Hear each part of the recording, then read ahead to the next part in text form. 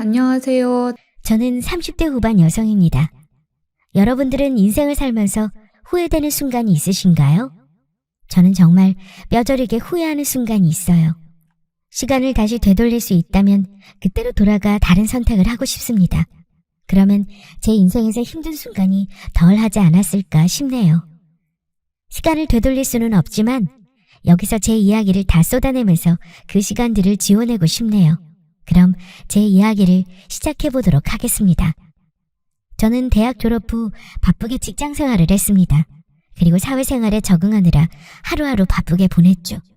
그러던 제게 아는 지인이 남자 소개를 해주겠다고 제게 생각이 있는지 물었습니다. 남자 소개? 갑자기? 나 지금 딱히 외롭지 않은데? 남자 소개 필요 없어. 나중에 내가 필요하면 그때 부탁할게. 나도 네가 원치 않으면 굳이 해주고 싶지 않아. 그런데 하도 상대 남자가 부탁해서 너한테 한번 말해보는 거야. 정말 소개받을 생각 없어? 없기는 한데. 상대 남자가 소개해달라고 했다고? 나를? 아니, 저번에 너랑 같이 찍은 사진 있잖아. 우연히 그 사진을 보고 네가 마음에 든다면서 소개 좀 해달라고 하더라고. 그래서 일단 너한테 한번 물어본다고 했지. 어찌나 간곡하게 부탁하던지 완전 너한테 꽂힌 것 같더라. 그러지 말고 그냥 한번 만나보는 게 어때? 아니면 그냥 지나가는 인연 삼으면 되는 거고. 그리고 혹시 알아? 나갔는데 괜찮은 남자일지? 저는 정말 남자 소개받을 마음이 없었습니다. 바쁘게 직장 생활하느라 연애할 여유가 없기도 했고 옆구리 시려서 연애하고 싶은 마음도 없었습니다. 평소 자연스러운 만남을 추구하기도 했고요. 정말 생각은 없지만 계속되는 친구의 설득에 한번 만나보기로 했습니다. 별 기대는 없었지만 은근히 제게 꽂혔다는 남자가 궁금하기도 했거든요. 상대 남자와 만날 일정을 잡았고 약속 장소로 나갔습니다. 그리고 그 남자를 처음 만나게 되었죠. 생각보다 말끔한 외모라서 괜찮다고 생각했지만 대화가 잘 통하는 게 궁금해서 이런저런 이야기를 주고받았죠. 그런데 이 남자는 뭐가 그렇게 부끄러운지 눈도 잘 못 마주쳤고 말도 우물쭈물하며 조금 답답하더라고요. 초면에 이런 말씀드리기 그렇지만 눈도 잘 못 마주치시고 많이 떨려하시는 것 같은데 오랜만에 소개팅 하시나 봐요? 하긴 저도 오랜만에 하는 소개팅이라 긴장되긴 하더라고요. 죄송해요. 제가 눈도 잘 못 마주치고 말도 잘 못하죠. 실은 원래 이렇게 긴장하는 편이 아닌데 이상하게 떨리네요. 아무래도 사진을 보고 첫눈에 반해서 그런 것 같습니다. 처음부터 이런 말씀드리면 쉽다고 생각하실 수 있겠지만 정말 거짓말 하나도 안 보태고 사진 본 그날 첫눈에 반했습니다. 그동안 제가 꿈꿔오던 이상형이세요? 안 그래도 친구한테 이야기 들었어요. 제 사진 보시고 소개해달라고 하셨다면서요? 그런데 뜬금없긴 하지만 제 사진 보고 뭐가 마음에 드신 거예요? 문득 궁금해서요. 저도 잘 모르겠어요. 그냥 사진 딱 보자마자 와 예쁘다라고 생각했어요. 웃는 모습도 좋았고 그 사진 본 이후로 계속 생각이 나더라고요. 저도 이런 적이 처음이라 어떻게 해야 할지 모르겠지만 그냥 숨김없이 제 마음 다 말씀드리고 싶어요. 정말 진심이라는 거. 그래서 단도직입적으로 묻겠습니다. 저 만나실 의향 있으신가요? 글쎄요. 실은 솔직하게 말씀드리자면 저는 연애할 생각이 딱히 없어요. 친구 부탁으로 나온 자리고요. 그래서 뭐라고 말씀을 드려야 할지 모르겠네요. 그럼 제게 기회를 한번 주시는 게 어떠세요? 확실하게 말씀하기 곤란하시면 몇 번 만나보고서 결정하는 것도 좋을 것 같습니다. 우리 더 만나볼까요? 외모는 마음에 들어서 호감이 갔지만 성격은 어떨지 몰라서 망설이는 제게 이 남자는 몇 번 더 만나보자며 권했습니다. 그러나 연애에 큰 상관이 없던 저는 그것도 망설여지게 됐어요. 괜히 연애했다가 귀찮은 일이 생기면 어쩌나. 직장에 신경 쓰는 것만 해도 머리 복잡한데 내가 연애할 여유가 될까 싶었죠. 그런데 이 남자는 이런 제 마음을 파악하고 있는지 계속 적극적으로 밀어붙였습니다. 잘 몰라 어려우시다면 한번 만나보시죠. 후회 없는 선택이 되도록 하겠습니다. 저는 함께하는 시간을 더 벌어서 후회 없이 최선을 다해보고 싶거든요. 작정하고 저랑 연애하도록 꼬시고 싶기도 하고요. 첫 만남이라 이 남자에 대해서 잘 모르는 시기였고 서로 성격이 잘 맞는지 충분한 대화를 나누지 못했지만 딱 하나 마음에 드는 것이 있었어요. 바로 이 남자의 자신감이었습니다. 떨려서 눈도 잘 못 마주치고 말도 못 걸었지만 어느 정도 긴장감이 풀리면서 제게 적극적으로 표현했습니다. 전 그런 점이 참 마음에 들었고요. 그렇다 보니 이 남자에게 어느 정도 호감이 생겨났습니다. 그래서 우린 몇 번 더 만났고 조심스럽게 연애를 시작하게 되었어요. 대략 1년 정도 연애를 하고 결혼까지 생각하게 되었습니다. 서로 백년가약을 맺게 되어 기쁘던 것도 잠시. 결혼 준비하면서 싸우는 커플이 많다고 하잖아요. 우리도 결혼 준비를 하면서 의견 차이가 좁혀지지 않아 다투기도 했어요. 자기야, 정말 결혼식장 여기로 하고 싶어? 여기는 내가 저번에 이야기했잖아. 너무 비싸서 가성비로 좋지 않다니까. 비싸봤자 얼마나 차이 난다고 그래. 난 그래도 그 예식장에서 식 올리고 싶어. 자기가 싫어할 거 아는데 그래도 한 번뿐인 결혼이잖아. 이왕이면 마음에 드는 곳에서 하는 게 좋지 않겠어? 그리고 비싸봤자 얼마나 더 비싸다고. 솔직히 내가 생각했을 때는 별 차이 없던데. 별 차이가 없기는. 적은 돈이라도 아끼고 봐야지. 우리 결혼하면 들어갈 돈이 얼마나 많은 줄 알아? 적은 돈 우습게 보지 말고 부지런히 모아서 더 넓은 곳으로 이사 가야지. 나중에 아기도 태어나면 돈이 더 들어갈 텐데 미리 대비도 해야 하고. 요즘은 스몰 웨딩이 유행이라잖아. 우리 현명하게 줄일 건 줄이고 정말 필요한 것에 돈을 사용하자. 자기가 속상해하는 건 알지만 다 우리의 미래를 위해서 대비하는 거니까 내 마음 이해해줘. 알겠지? 인생에 단 한 번뿐인 결혼. 저는 정말 제가 꿈꾸던 그런 결혼식을 올리고 싶었습니다. 그런데 남자친구는 저와 생각이 달랐죠. 필요한 것에 돈을 사용하는 그런 알뜰한 모습은 좋았지만 여자로서 결혼식만큼은 속이 상했습니다. 하지만 저는 결국 남자친구의 말을 듣기로 했습니다. 왜냐고요? 결혼보다 더 중요한 것은 바로 저를 향한 남자친구의 마음이었죠. 남자친구와 연애하는 내내 매일매일 사랑받는 기분이 무엇인지 알 수 있었습니다. 어릴 적부터 꿈꾸던 결혼식을 포기하고 오직 사랑 하나만 생각하면서 결혼했습니다.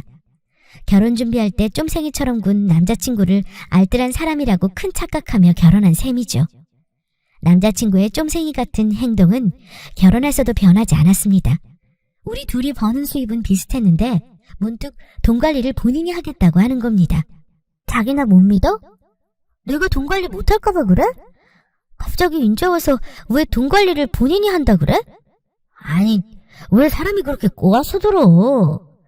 내가 그런 뜻으로 말한 게 아니잖아. 난 단지 당신보다 내가 조금 더 돈 관리를 잘하니까 내가 하겠다고 하는 거야. 당신보다 내가 돈 관리 더 잘하는 거 알잖아. 그래도 그렇지. 서로 버는 돈 터치하지 않고 각자가 알아서 관리하기로 했잖아. 아이고 자기야, 나도 그렇게 하는 게 나을 줄 알았어. 그래서 자기한테 그렇게 하자고 말했는데 생각해보니까 그게 아니더라고. 나는 단지 자기 성격을 잘 알고 소비생활 습관도 잘 알고 있으니까 생각해서 하는 말이야. 그리고 자기는 즉흥적이고 계획적으로 돈 사용하잖아. 그러다 보면 생각지도 못한 지출이 많아지니까 구멍이 날 수밖에 없어. 이참에 내가 한번 잘 관리해볼게. 둘이 번 돈 합치면 돈 모으는 게 훨씬 더 쉽기도 하고.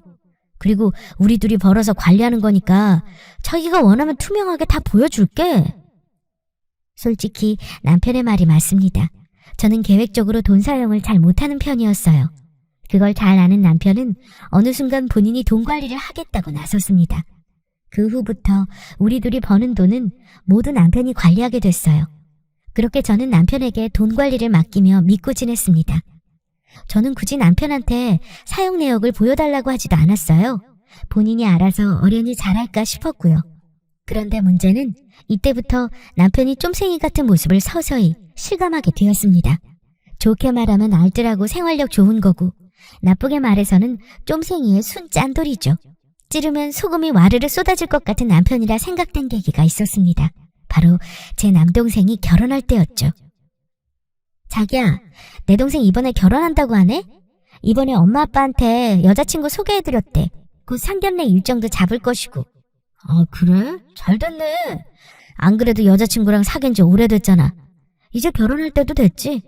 이야, 드디어 처남도 장가를 가는구먼. 근데 자기야, 내가 궁금해서 그러는데 우리 동생 결혼식에 축의금 얼마 해줄 생각이야? 혹시 미래를 위해서 축의금도 아껴야 한다고 하는 건 아니지? 우와, 자기야. 도대체 날 뭘로 보는 거야? 내가 돈을 아껴 쓰는 편이고 생활력이 강하지만 아무리 그래도 그렇지 처남 결혼식인데 축의금을 아끼겠어? 넉넉하게 주려고 생각하고 있으니까 걱정하지 마. 그래? 다행이다. 난 혹시나 이번에도 당신이 돈 아껴서 한다고 할까봐 내심 걱정했거든. 그래도 내가 누난데 누나로서 동생 결혼식 진심으로 축하하고 싶고 축의금도 넉넉하게 주고 싶어. 마음 같아서는 신혼집에 가전제품 하나 선물도 해주고 싶은데 그건 당신이 안 된다고 할 것 같으니까 통 크게 축의금으로 줘야겠다. 그래서 우리 얼마지? 그래도 한 100만 원은 해야겠지? 저는 평소 쫌생이 같은 남편의 속을 잘 알기 때문에 나름대로 생각해서 금액을 말했습니다. 이 정도면 제 선에서는 적은 금액이라고 생각했죠. 그러나 이건 제가 큰 착각을 했습니다. 보통 쫌생이가 아닌 남편은 제 말을 듣고 토끼 눈이 되어 소리쳤어요. 뭐 100만 원? 자기 지금 100만 원이라고 했어? 아니, 왜 그렇게 놀라? 당연히 그 정도는 해야 하는 거 아니야? 나는 이것도 당신 생각해서 적게 말한 건데. 아무리 동생 결혼식이라고 해도 솔직히 100만 원은 좀 심했다. 단 이해를 못하겠어. 도대체 축의금으로 100만 원 하겠다는 게 그렇게 심한 일이야? 보통 조금 넉넉하게 축의금 한다 치면 다들 이 정도 하지 않나? 별다른 곳 없이 축의금만 하고 끝날 건데 이 정도는 해야지. 내가 정말 못 살겠다. 자기야, 100만 원 결코 적은 돈 아니야. 누구는 100만 원 때문에 울고 웃고 죽고 산다고. 처남도 축의금 액수 보면 부담스러워할걸? 그리고 솔직히 기브앤테이크라고 하잖아. 처남은 우리 결혼할 때 그 정도 안 해줬는데 왜 우린 그렇게까지 해줘야 해? 자기야, 바랄 걸 봐라. 그때 내 동생 군대 다녀와서 늦게 대학 졸업하고 갓 취직한 인턴이었어. 그러니까 당연히 축의금을 많이 할 수 없었지. 그리고 동생은 나중에 미안하다면서 통 크게 카드할부로 에어컨 사줬던 거 기억 안 나? 그런 거 다 생각하면 솔직히 난 100만 원도 적은 금액이라고 생각해. 그건 우리가 원하는 것도 아니고 처남이 멋대로 해준 거잖아. 솔직히 이미 에어컨 큰 거로 한 대 사서 필요도 없었고 괜히 전기세만 더 나오게. 당신 말 너무 심하게 하는 거 아니야? 동생 성의를 무시하는 것도 아니고 그런 말이 어디 있어. 아니, 내 말은 적당한 선에서 축의금 내면 될 것 같은데 자기가 너무 터무니없는 금액을 말하니까 내가 순간 화가 나서 그랬어. 그래, 알았어. 그럼 자기가 생각하는 금액은 어느 정도인데? 우리 둘이 같이 돈 벌어서 관리하는 거니까 서로 합의해서 알맞은 금액으로 축의금 내자. 솔직히 내가 생각해봤을 때 적당한 선은 딱 30만 원인 것 같아. 뭐? 겨우 30? 자기 제정신이야? 우리가 동생한테 받은 것도 있고 친누나인데 고작 30만 원으로 축의금을 내겠다고? 그건 아니지. 그래요. 그동안 봐온 쫌생이 남편인지라 100만 원 축의금 한 발 양보하려고 했습니다. 그런데 이건 해도 너무하는 거 아닌가요? 작정하고 제 심기를 건드리려고 하는 건지 30만 원은 너무 짜잖아요. 살다 돈 아낄 데가 없어서 처남 결혼식 축의금까지 아끼는 남자는 처음 봤습니다. 도저히 30만 원을 낼 수 없어서 저는 있는 고집 없는 고집을 다 피우며 남편과 대판 싸웠어요. 그리고 동생 결혼식에 제 멋대로 축의금 100만 원을 냈습니다. 남편은 제 마음대로 축의금을 냈다고 잔뜩 삐져서는 삐딱하게 행동했어요. 어떻게 행동한 줄 아세요? 정말 유치해서 말도 못합니다. 동생 부부가 신혼여행 다녀오고 인사드리러 온다고 하길래 남편에게 친정에 같이 가자고 했습니다. 그랬더니 남편이 그러더군요. 내가 거길 왜 가? 나 안 가. 당신 혼자 가든지 말든지 알아서 해. 왜 이런 걸 나한테 묻고 그러시나? 본인 마음대로 할 거면서. 뭐? 안 간다고? 당신 정말 안 갈 거야? 동생 부부 인사하러 오는 자리인데 같이 가야지 무슨 소리라는 거야. 설마 내가 자기 말 안 듣고 축의금 100만 원 냈다고 지금 삐져서 그런 거야? 삐진 게 아니고 실망한 거고 당신한테 화가 난 거야. 우린 부부잖아. 어떻게 혼자 마음대로 그 큰 돈을 덜컥 내냐고. 아주 내 의견 따위는 무시하고 존중하지도 않았잖아. 내가 언제 자기 말을 무시했다고 그래. 나 자기 말 거의 다 들어주고 존중해주려고 노력하고 있어. 그런데 솔직히 이번 건은 자기가 너무했잖아. 내 입장이라는 것도 있는데 그런 거 하나도 생각 안 해주고. 되려 내가 서운하거든? 자기 하나뿐인 처남인데 남처럼 생각하는 거 갖고 속상했단 말이야. 그래도 지난 일에 우리 둘이 계속 이러고 지낼 수도 없고 그냥 좋게 넘어가자. 알겠지? 그니까 얼른 옷 입고 갈 준비해. 늦겠어. 내 말에 웃어? 장난 같아? 나 안 간다니까? 당신 혼자 가서 인사받고 오든지 말든지 마음대로 해. 당신 정말 이럴 거야? 겨우 그 일 하나 가지고 친정에 안 갈 거냐고. 정말 언제까지 삐져서 그럴 건데? 몰라. 당신 하는 거 봐서 풀리든가 하겠지 뭐. 하여튼 당분간은 꼴도 보기 싫으니까 처가 안 가. 동생 축의금 문제로 대판 싸우고 나서 남편은 제대로 삐졌습니다. 그리고 시위라도 하는 것처럼 처가에 안 가겠다고 버텼죠. 그래서 결국 남편 없이 저 혼자 친정에 가야 했습니다. 부모님과 동생은 왜 같이 안 왔냐며 남편을 찾았죠. 저는 창피함에 사실대로 말하지 않고 시댁에 일이 생겨서 못 왔다고 대충 둘러댔습니다. 친정에 있다가 다시 집에 돌아와서도 남편은 잘 다녀왔다고 말 한마디 없더라고요. 정말 이 쫌생이 어쩌면 좋을까 싶었죠. 그러던 중에 시댁에서 좋은 소식이 들려왔습니다. 남편 밑으로 여동생이 하나 있었는데 이번에 아가씨가 좋은 사람을 만나 결혼한다는 것이었어요. 그래서 저는 남편과 대화로 풀어볼 겸 신우 결혼 이야기를 꺼냈습니다. 자기야, 얼마 전 신우한테 연락이 왔어. 좋은 소식 있더라. 결혼한다고. 이번에 간수와 결혼할 거라 상견례도 생략하고 넘어간다고 하더라. 요즘은 이런 식으로 아껴서 결혼하는 게 유행인가 봐. 내 주변 지인들도 그렇게 결혼하더라고. 그런가 보네. 뭐 결혼할 때 아낄 수 있는 건 아껴서 하는 게 좋지. 나중에 큰돈 들어갈 때 무리 없을 수 있고. 그러니까. 참, 그런데 신우 결혼할 때 축의금 어떻게 할 거야? 왜? 얼마나 찔 궁금해서 그래? 아니, 그런 게 아니고. 아유, 자기야. 이제 그만 화 풀어. 도대체 내 동생 축의금 문제로 언제까지 이렇게 삐져 있을 거야. 난 단지 신우 결혼이니까 내 동생 때처럼 비슷하게 축의금 내면 좋을 것 같아서 물어본 거였어. 신우 결혼도 내 동생이랑 마찬가지로 100만 원 내자. 어때? 걱정하지 마. 나도 내 동생 결혼이니까 생각하고 있었어. 내가 알아서 낼 테니 자기는 신경 쓸 거 없어. 자기가 알아서 한다고? 그래, 그럼 자기가 알아서 해. 어차피 돈 관리는 자기가 하니까. 남편이 알아서 하겠다고 했기 때문에 저는 더 묻지 않고 넘겨버렸습니다. 별로 신경 쓰지 않았어요. 그래도 동생 결혼식이니 나름대로 생각해서 축의금 하겠지 생각했습니다. 제가 남동생에게 축의금으로 100만 원을 준 것처럼 남편도 동생에게 그 정도 금액을 맞춰서 축의금을 해줄 거라고 생각했기 때문이죠. 아가씨는 남자친구와 차근차근 결혼 준비했고 몇 달이 지나 결혼식을 마쳤습니다. 그리고 신혼여행을 다녀와서 제게 안부 목적으로 전화했어요. 언니, 오랜만이에요. 잘 지내셨죠? 어머, 아가씨 잘 지냈어요? 신혼여행 어땠어요? 나도 여행 가고 싶다. 재미있게 잘 보내고 왔죠? 그럼요. 언니랑 오빠 덕분에 재밌게 잘 놀다 왔어요. 감사한 마음에 이렇게 안부 연락 드리는 거고요. 네? 우리 덕분에요? 말은 고마운데 우리가 딱히 뭐 한 게 없는데. 딱히 한 게 없다니요. 결혼식 끝나고 얼마나 놀랐는 줄 아세요? 네? 뭘요? 아이 참, 축의금 말한 거예요. 생각지도 못하게 큰 돈을 축의금으로 내셨잖아요. 오빠는 동생이니까 그렇다 치더라도 언니까지 저를 생각해 주셔서 감사해요. 네? 아니, 축의금이 뭐가 어떻길래.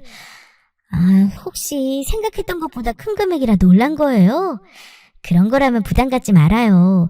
오히려 윗사람으로서 더 해줬어야 하는데 우리가 형편이 그것밖에 안 돼서 미안해요. 나중에 신혼집 집들이 하면 근사한 선물해서 갈게요.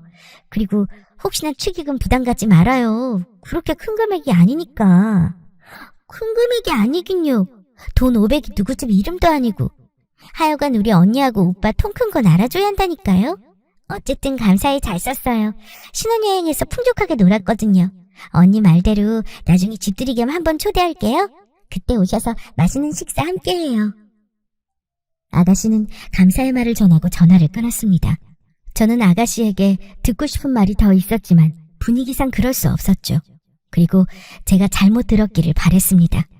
설마 아가씨 결혼 축의금으로 500만 원을 냈을 리가 없다고 자신을 스스로 이해시켰습니다. 하지만 마음 한구석에 영 찝찝한 것이 아무래도 남편에게 직접 확인해봐야겠다고 생각했어요. 저는 남편에게 가서 은근슬쩍 아가씨 결혼식 축의금으로 얼마를 냈는지 떠봤습니다. 자기야, 아가씨한테 방금 전화 왔어. 신혼여행 잘 다녀왔다고 안부차 전화했더라? 그런데 아가씨가 이런 소리를 하네? 우리가 축의금 많이 내준 덕분에 풍족하게 여행 잘 다녀왔다고. 그런데 내 생각은 100만 원으로 풍족하진 않을 텐데 좀 마음이 쓰여서. 당신 100만 원 낸 거 맞지?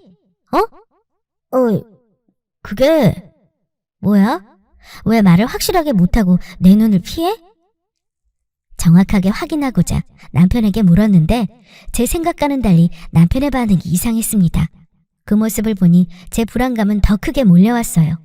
그리고 여자는 촉이 좋다고 하잖아요. 분명히 나 몰래 무슨 사고를 쳤다는 감이 왔습니다. 그래서 저는 바로 남편을 닥달했죠. 뭐야? 왜 말을 못해? 축의금 얼마 했냐니까? 하나도 숨기지 말고 사실대로 말해. 아가씨한테 확인해보면 다 알 수 있는 일이야. 그러니까 당신 입으로 말하라고. 아, 진짜 알겠어. 말할게. 그런데 이거 한 가지만 약속해. 축의금에 관한 이야기 듣고 나서 절대 내 동생한테 전화하지 않겠다고. 알겠어. 전화 안 할 테니까 얼른 말해. 동생 결혼식 날 축의금으로 500만 원 냈어. 아가씨가 전화로 500이라고 흘린 말이 사실이었습니다. 이 미친 인간은 결혼식 축의금으로 500만 원을 낸 게 맞았죠. 설마 아니겠지 했는데 이렇게 제 발등을 찍어버리네요. 사실대로 말한 남편의 말을 듣고 저는 참을 수 없는 분노를 터뜨렸습니다. 뭐? 500만 원? 당신 미쳤어? 내 동생 결혼할 때는 축의금 100만 원이 많다고 벌벌 떨면서 난리치더니 네 동생 결혼식에는 500만 원을 냈다고? 그것도 나한테 한마디 상의도 없이? 그 돈이 너 혼자 번 돈은 아니잖아. 자기야, 일단 진정하고 내 말부터 좀 들어봐. 당신이 오해만 한데 설명하자면 자기 돈도 들어간 게 맞아. 그런데 사실 따지고 보면 내 돈이 더 많이 들어갔어. 동생이 결혼했던 달에 마침 보너스를 많이 받아서 여유가 좀 있는 상황이었어. 거기다 당신도 알잖아. 내 동생이 나 때문에 얼마나 힘들게 살았는지. 못난 오빠한테 치여서 제대로 지원도 못 받고 과외나 학원은 꿈도 못 꾸고 힘들게 자랐잖아. 나만 아니었으면 지원받아서 공부도 더 잘했을 거고 좋은 대학 나와서 직장도 좋은 곳으로 들어갔을 텐데 오빠로서 동생한테 정말 미안하잖아. 그래서 생각하다가 여유있게 쓰라고 더 보탰어. 당신도 나처럼 동생 있는 상태로 충분히 이해되지? 내가 어떤 마음이었는지. 이해? 지금 나더러 이걸 이해해달라는 거야? 이걸 어떻게 이해할 수 있어? 지나가던 사람 길을 막고 물어봐. 다들 당신 보고 미쳤다고 할걸? 그리고 애초에 당신이랑 나랑 축의금 한 금액부터 다르잖아. 너는 100만 원이랑 500만 원이 같니? 반대로 차지 바꿔서 내가 동생 결혼식에 축의금 500만 원 했다고 생각해봐. 당신 가만히 있을 수 있겠어? 아마 나보다 더 난리를 쳤을 거 아니야? 내가 뭘 또 그렇게 난리 친다고 그래. 누가 보면 내가 돈 가지고 째째하게 구는 사람인 줄 알겠다. 자기야, 내가 말도 안 하고 큰돈 낸 건 미안한데 솔직히 난 자기가 내 마음 이해해줄 줄 알았어. 솔직히 따지고 보면 우리 동생보다 자기 동생은 더 부유하게 살았잖아. 내 동생은 정말 불쌍하게 컸다니까. 지난 일들 이야기하면 진짜 눈물 없이 들을 수 없을 정도라고. 진짜 본인 합리화 너무 심한 거 아니야? 아무리 그래도 당신이 나 몰래 한 행동 절대 용서할 수 없어. 나 그냥은 못 넘어가. 이럴 거면 애초에 내 동생한테 100만 원 준다고 했을 때 난리치지나 말던가. 내 동생에게 주는 돈은 그렇게 아까워해놓고 자기 동생한테 주는 돈은 하나도 아깝지 않냐고. 솔직히 난 아가씨한테 그 돈 준 거 하나도 아깝지 않아. 내가 정말 화가 나는 건 당신의 태도야. 내가 결국 축의금으로 100만 원 냈다고 했을 때 당신 그 뒤에 어떻게 행동했어? 다 꼴보기 싫다고 우리 집에 오지도 않고 여행 갔다가 인사하러 온 동생 보러 가지도 않았잖아? 세상이 어쩜 그렇게 못되고 쫌생이처럼 구른지. 그뿐이야? 말이 나왔으니 이번 기회에 다 하자. 우리 둘이 버는 돈도 비슷하고 서로 열심히 해서 번 돈으로 저축하잖아. 나보다 더 잘 버는 것도 아니면서 내가 번 돈의 일부로 축의금을 내겠다는 게 그렇게 안 입고 왔니? 뭐? 보너스가 많이 나와서 500은 해? 누구는 보너스 안 받았어? 나도 그동안 몇 번 보너스 받은 적이 있고 고스란히 우리 저축하는 통장에 들어갔어. 그런데 자기는 뭐야? 보너스 받은 거 저축하지 않고 네 동생한테 준 거잖아. 내가 한 행동보다 당신이 한 행동이 더 이기적이고 나쁘다고. 난 솔직히 내 동생한테 100만 원 주고 아가씨 결혼하면 똑같이 100만 원 주려고 했어. 차별하지 않고. 좋은 마음으로 다 똑같이 해주고 싶었다고. 우리 둘에게는 소중한 동생들이니까. 그런데 자기는 어쩜 돈으로 사람을 차별하니? 이럴 거면 애초에 내 동생한테도 100만 원이 아니라 500만 원을 줬어야지. 뭐 겨우 30? 네가 이러고도 사람이야? 그래. 알겠어. 일단 진정하고 우리 나중에 다시 이야기하자. 지금은 내가 뭐라고 해도 자기 들어주지도 않을 것이고 다 나쁘게만 생각할 거잖아. 오늘 자기 많이 흥분했고 좋은 소리 안 나오니까 이러다 우리 정말 크게 싸울 수도 있어. 우선 오늘은 내가 거실에서 잘 테니까 자기는 안방에서 편히 자. 그리고 나중에 다시 이야기하자. 남편의 말이 틀린 건 아니지만 뭔 놈의 얼굴이 저리 두껍고 뻔뻔한 건지 저런 말을 할 게 아니라 당장이라도 제 앞에서 무릎 꿇고 싹싹 빌면서 용서를 구해야 하는 거 아닌가요? 생각지도 못한 남편의 모습에 저는 허탈함마저 느꼈습니다. 그리고 정말 정이 뚝 떨어지면서 더 이상 그 어떤 대화도 나누기 싫어지더군요. 그래서 남편을 매섭게 노려보다 안방으로 들어갔고 문을 잠가버렸습니다. 침대에 누워 화를 사귀고 있는데 속에서 얼마나 천불이 났으면 잠도 안 오고 속이 답답해 미치겠더군요. 그러다 저는 문득 또 촉이 발동했습니다. 시간이 지나면서 냉철함이 곤두서더니 이성적으로 생각하게 됐어요. 저렇게 본인 가족에게 끔찍한 사람이라면 그동안 저 모르게 다른 짓을 했을지도 모르겠다고 생각되었습니다. 날이 밝자 저는 거실로 나가 소파에 누워 자고 있는 남편을 깨웠습니다. 나 할 말 있어. 갑자기? 중요한 이야기 아니면 나중에 이야기하자. 나 지금 너무 졸려. 잠자리가 바뀌어서 그런가 잠을 잘 못 잤단 말이야. 아니, 지금 해야 해. 그래, 뭔데? 할 말이란 게 뭐야? 확고한 제 표정에 남편은 어쩔 수 없다는 표정으로 자리에서 일어나 앉았습니다. 그리고 다 떠지지 않는 눈으로 저를 바라봤죠. 저는 그런 남편을 쳐다보며 딱 한마디 했습니다. 우리 통장 보여줘. 통장을 보여달라는 제 말에 남편은 순간적으로 떠지지 않는 눈을 번쩍 뜨더니 토끼 눈으로 절 쳐다봤습니다. 눈치 빠른 저는 그런 남편의 모습을 통해 내가 모르는 게 있는 것이 확실하다고 느낄 수 있었어요.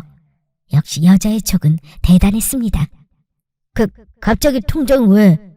아니, 자다 말고 왜 통장 타령이야? 왜? 갑자기 통장 타령하면 안 돼? 아니, 내가 잠을 자는데 우리 조상신이 내게 뭔가 하고 싶은 말이 있으신지 통장을 꼭 보라고 하시네? 그래서 이참에 통장 한번 봐보려고. 자기가 돈 관리한 후로 나 한 번도 통장 본 적 없잖아. 어디를 어떻게 사용했는지 얼마나 남았는지 나 아는 게 하나도 없더라고. 그래서 이참에 한번 살펴보려고. 자기는 나보다 돈 관리를 더 잘하니까 얼마나 잘해놨나 궁금하기도 하고. 왜? 보여주기 싫어? 나한테 뭐 보여주면 안 되는 이유라도 있나 봐? 아니, 그런 건 아닌데 그게 돈 관리 자기가 한다고 했을 때 나한테 했단 말 기억해? 나한테 투명하게 공개한다고 했잖아. 그러니까 이번 기회에 제대로 오픈해. 시간 질질 끌면서 허튼 짓 하지 말고.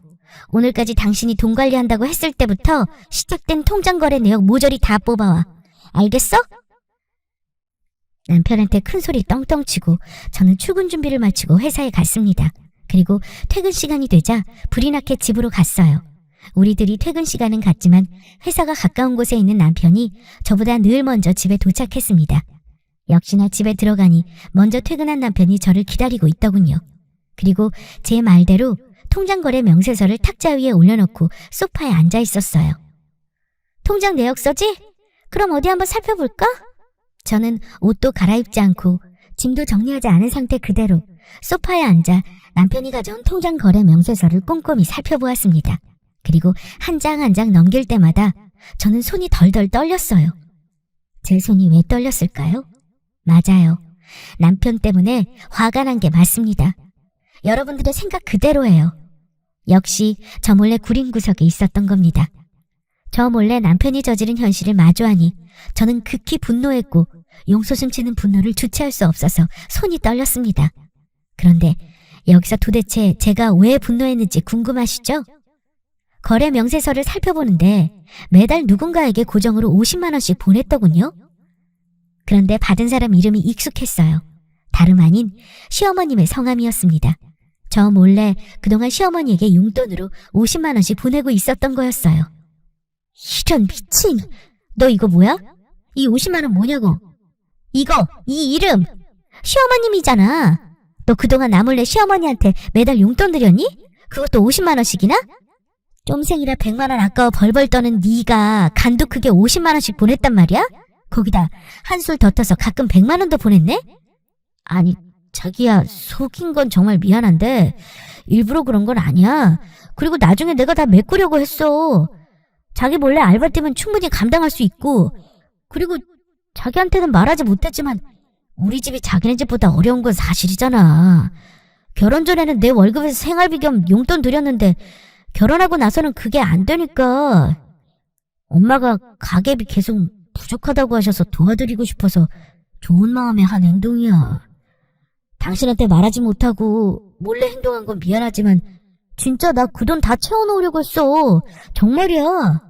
그럼 진작에 알바 뛴 돈으로 용돈 드리면 될 것을 너랑 내가 모으는 돈으로 용돈 드리면 효자 노릇했니? 내 돈도 있는데 감히? 이게 네가 말한 부부냐? 이딴 식으로 날 무시하는데 우리가 부부라고 할 수 있어? 자기야, 내가 자기한테는 정말 잘못한 거 인정하지만 자기를 사랑하는 내 마음은 변함없어. 누가 뭐라고 해도 우린 서로 사랑하는 부부 사이고 달라질 건 없다고. 내가 책임지고 그동안 빠진 돈 다 채워 놓을게. 그리고 앞으로 장모님 장인어른께도 매달 용돈 드릴 거야.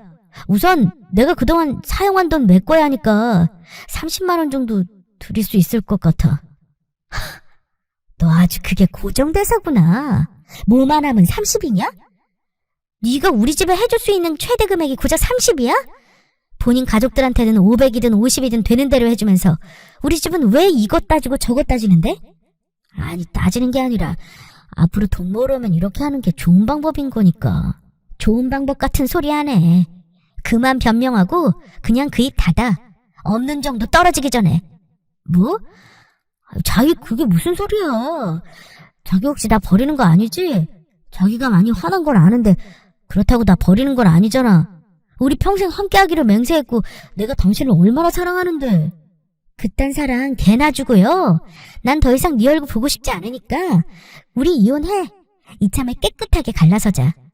자기네 집 밖에 모르는 이기적이고 쫌생이 같은 너랑 더 이상 못 살겠어. 자기야, 내가 정말 잘못했어. 내가 진짜 미안해. 내가 이렇게 빌까? 내가 당신한테 어떻게 해주면 용서해주겠어? 응? 나 당신 없으면 못 살아. 내가 자기를 얼마나 사랑하는데. 그깟 사랑 너나 실컷 하고 내 인생에서 꺼지라고. 앞으로 넌 결혼 같은 거 해서 여자 힘들게 하지 말고 그냥 너 혼자 살면서 평생 너희 가족 부양하면서 효자 돈을 타라고. 자기야, 이러지 마. 고작 돈 때문에 이혼하는 게 말이 돼? 이건 아니지. 고작 돈 때문에? 그럼 넌 고작 돈 때문에 나한테 그랬니? 그게 네가 할 소리라고 생각해? 정말 넌 끝까지 반성할 줄 모르는구나. 이러니까 내가 더는 너랑 살기 싫다는 거야. 넌 절대로 고쳐지지 않은 찌질한 쫌생이 같은 새끼니까. 너 같은 놈이랑 한 집에서 같이 있기 싫으니까 짐 싸서 네가 나가. 싫어. 나 못 나가. 내가 나가긴 어딜 나가. 자기가 지금 나한테 화가 많이 나서 이러는 거야. 시간 지나면 괜찮을 것이고 몸 멀어지면 마음 멀어진다고 했어. 그러니까 자기 옆에 있게 해줘. 응? 돈 때문에 치사하고 유치하게 군 사람이 누군데 갑자기 태세 전환해서 사랑꾼인 척하는 남편놈이 참 가증스러웠습니다. 순순히 나갈 것 같지 않은 태도에 저는 더 듣지 않고 제 짐을 챙겼어요. 남편은 뭐 하는 거냐면 말렸지만 저는 그런 남편을 뿌리치고 대충 짐을 꾸렸습니다. 그리고 바짓가랑이라도 잡을 기세로 절 막아서는 남편을 있는 힘껏 밀쳐내고 집을 빠져나왔어요. 그리고 나오기 전 남편에게 이렇게 말했습니다. 네가 안 나가고 버티니까 내가 나가지만 이혼하면 이 집은 내 것이니까 곧 나갈 준비 해놓고 있어. 짐을 챙겨서 나온 저는 곧장 친정으로 향했습니다. 짐 싸들고 온 딸을 보고 놀라셨지만 제 이야기를 듣고는 뭐 그런 놈이 다 있냐며 어이없어 하셨습니다. 그리고 좋게 생각해서 아직 애도 없으니 갈라설 거면 빨리 정리하는 게 좋다고 하셨고요. 제 이야기를 들은 남동생도 그딴 쫌생이랑 하루빨리 갈라서라면서 남자 망신 다 시킨다고 창피하다고 했습니다. 남편은 핸드폰에 불이 날 정도로 전화하고 문자를 보냈지만 저는 무시했습니다. 그리고 나중에는 차단까지 했죠. 우리 부모님 무서워서 차마 집까지 찾아오지는 못했습니다. 역시 찌질한 놈이 맞아요. 저는 부모님의 도움으로 실력 좋은 변호사를 선임했고 이혼 못하겠다는 남편을 상대로 이혼 소송장을 냈습니다. 거기다 그동안 저 몰래 시댁에 50만 원, 100만 원씩 보낸 돈도 재산분할 소송으로 다 받을 수 있게 됐죠. 그 사실을 남편에게 전하니 남편은 엉엉 울면서 제게 매달렸습니다. 그리고 개소리 하더군요. 뭐라고 한 줄 아세요? 자기야, 내가 정말 잘못했어. 앞으로 자기한테도 잘하고 장모님 장인어른께도 정말 최선을 다해서 잘 모실게. 매달 용돈도 30만 원이 아니라 50만 원까지 드릴 수 있어. 내가 죽어라 더 일해서 꼭 그렇게 하도록 할게. 그러니까 제발 한 번만 용서해주면 안 될까? 나 정말 자기 없이는 못 살아서 그래. 저 없어서 못 살긴요. 이혼 소송의 재산분할 소송 위자료와 제게 지급해야 할 돈이 눈덩이처럼 불어나니 돈 없어서 못 살 지경이겠죠. 저는 그런 남편의 시커먼 속을 아주 잘 알기 때문에 조금의 동정심도 없었습니다. 그리고 우리 부부는 질질 끌 것도 없이 아주 말끔하게 이혼했어요. 남편에게 받아낼 돈도 다 받아냈고요. 제가 애초에 그 소개팅 자리에 나가지 않았더라면 남편을 만나지 않았을 것이고 이런 고생도 하지 않았을 텐데 하고 후회했지만 한편으로는 인생 공부했다고 치렵니다. 남편에게 받은 돈이 많아서 앞으로 여행도 다니고 하고 싶은 것 하면서 여유롭게 지내려고요.